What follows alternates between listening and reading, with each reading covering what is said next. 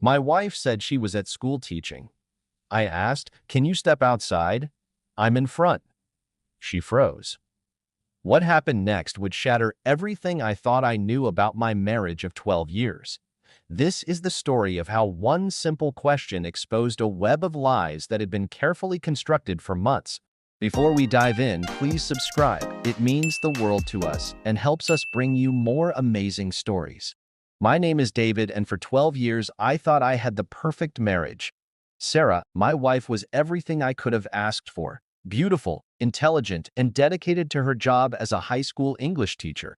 We had our routines, our inside jokes, our shared dreams of starting a family. Sarah worked late often.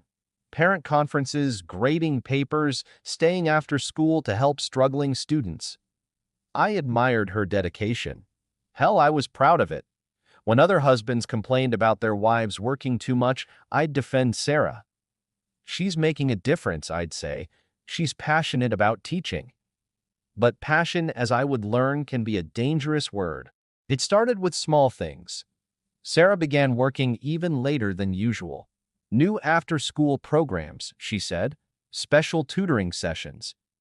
Her phone, which used to sit openly on the counter, suddenly had a password. When I asked about it, she laughed it off. Too many students have my number. 3 months ago, Sarah started mentioning a new colleague. Mr. Anderson, Jake Anderson. He was the new PE teacher, young, energetic, full of innovative ideas for the athletics program. At first, it was innocent enough. Jake thinks we should combine English and PE for a creative writing project about sports. Jake suggested a new approach to parent-teacher conferences. Jake this, Jake that. But I trusted Sarah. We'd been together since college. She'd never given me a reason to doubt her. The first real red flag came on a Tuesday evening in October.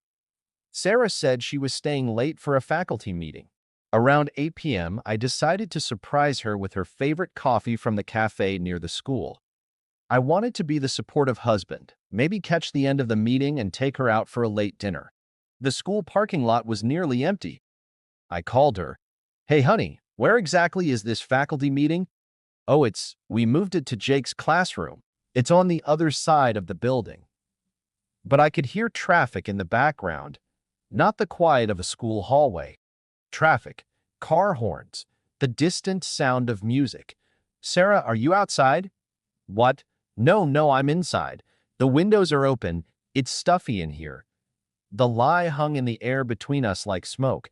I sat in my car, staring at the empty school building, listening to my wife lie to me for what I now realized wasn't the first time. I started paying attention. Really paying attention. Sarah's stories became more elaborate. Weekend school events I couldn't attend because they were staff only, evening meetings that ran until 10 or 11 p.m. A sudden interest in fitness. She joined a gym, the same gym where, I learned through casual conversation with a neighbor, the PE teacher worked out. The breaking point came 3 weeks ago. Sarah said she was staying after school for parent conferences. But when I called the school's main office to leave a message for her, the secretary seemed confused. "Parent conferences? We don't have those scheduled until next month, Mr. Thompson." My hands were shaking when I hung up the phone. That evening, Sarah came home at 9:30, full of stories about demanding parents and difficult conversations. She was animated, glowing almost. Her hair was slightly messy, her lipstick gone. She said she'd grabbed dinner between conferences, but when I kissed her, she didn't taste like food. She tasted like guilt, which brings us to yesterday. Sarah left for work as usual, kissing me goodbye, telling me she loved me. Around 11 a.m., she texted, "Working late again tonight. Faculty planning session for the spring semester." I couldn't take it anymore. At 2:30 p.m., I decided to call her. Just to hear her voice, I told myself. Just to connect with my wife. "Hi, honey," she answered, but her voice was breathless, distracted. "Hey, how's your day going? Are you teaching right now?" "Yes, I'm between classes. Just getting ready for my next period." I heard something in the background. Not the sound of a school hallway filled with teenagers. Something else. Laughter. Adult laughter. Male laughter. "Where are you exactly?" I asked. "In my classroom, obviously. Where else would I be? My heart was pounding. This was it. The moment of truth. Can you step outside? I'm in front. The silence that followed lasted an eternity. I could hear her breathing. I could almost feel her panic through the phone. What do you mean you're in front? I mean, I'm sitting in the school parking lot looking at your empty classroom window. More silence. Sarah? David, I can explain. Where are you? The line went quiet except for the sound of her crying. Soft, defeated sobs that told me everything I needed to know. I'm at Jake's apartment. The truth came out in pieces over the following hours. It had been going on for 4 months. It started as friendship, she said. Jake was going through a divorce, needed someone to talk to. Sarah was there for him. Innocent lunches became coffee dates. Coffee dates became long conversations in his classroom after school, else entirely. I never meant for it to happen, she sobbed as we sat in our living room that night. I love you, David. I've always loved you. But with Jake, I felt alive again, young, like the person I used to be before we settled into routine. The word routine hit me like a physical blow. Our 12-year marriage reduced to a routine. She told me about secret weekends when I thought she was at conferences, about the gym membership that was really about meeting him, about the password on her phone, the late-night texts, the elaborate lies that had become second nature to her. The faculty meetings?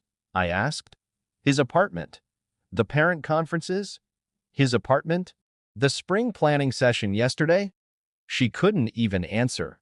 She just nodded, tears streaming down her face. Every lie, every deception, every moment when I had defended her dedication to her job, it was all a cover for her dedication to another man. That was yesterday. As I speak to you now, Sarah is staying at her sister's house. The divorce papers are sitting on my kitchen table next to her wedding ring. 12 years of marriage ended by a simple question: can you step outside? Sometimes the truth isn't hidden in grand gestures or dramatic confrontations. Sometimes it's hiding in plain sight, waiting for the right question to expose it. Sometimes betrayal wears the mask of dedication and lies dress up as love. I keep thinking about all the times I defended her, all the times I told people how lucky I was to have such a devoted wife. The irony is suffocating. She was devoted, just not to me. The hardest part isn't the betrayal itself. It's realizing that while I was falling deeper in love with who I thought she was becoming someone I never knew at all. If this story resonated with you, if it made you think about the people in your own life, hit that like button. Share it with someone who needs to hear it. And if you want more stories that expose the hidden truths about human nature, the secrets we keep, and the lies we tell ourselves, subscribe to the channel and ring that notification bell. Because the truth is, we all have secrets. We all tell lies. The question is, what happens when someone asks us to step outside?